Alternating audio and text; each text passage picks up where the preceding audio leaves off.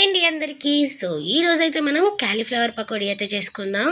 So first అయితే నేను వేడి నీళ్ళు పెట్టుకున్నాను. వేడి నీళ్ళు పెట్టుకొని క్యాలీఫ్లవర్ని కట్ చేసిన ముక్కల్ని వేడి నీటిలో వేసి దాంట్లో పసుపు ఉప్పు వేసి బాగా కొంచెం మరిగించాలి. ఒక 5 నిమిషాల వరకు ఉంచితే బాగా బాయిల్ అవుతాయి. దాంట్లో ఏమన్నా ఉంటే వచ్చేస్తాయి.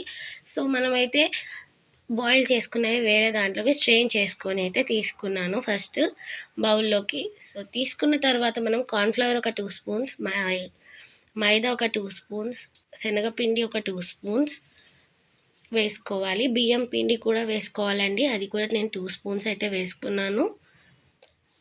వేసుకున్న తర్వాత దీంట్లోకి గరం మసాలా కూడా వేసేసుకోవాలండి. సో నేను 2 స్పూన్సే వేసాను గరం మసాలా కూడా. అండ్ మీ ఇష్టం, మీ రుచికి తగ్గట్టు మీరు వేసుకోవచ్చు. నేను అల్లం వెల్లుల్లిపాయ పేస్ట్ కూడా వేసుకున్నాను. కరివేపాకు and pepper powder, black pepper powder వేసాను. మనకి కావాల్సినంత సాల్ట్ వేసుకోవాలి. కారం కూడా మనకి తగినంత, మనం తినే అంత కారం వేసుకోవాలన్నమాట. పసుపు కొంచెం వేసాను. వాము వేసాను, అది ఆప్షనల్, మీరు వేసుకుంటే వేసుకోవచ్చు. కొంతమంది వాము తినరండి.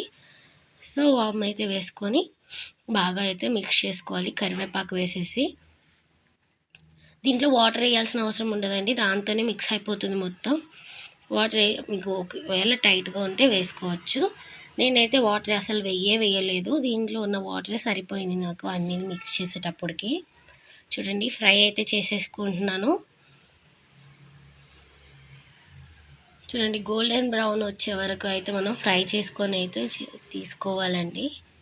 చాలా టేస్టీగా ఉన్నాయండి, చాలా బాగున్నాయి. ఎప్పుడైనా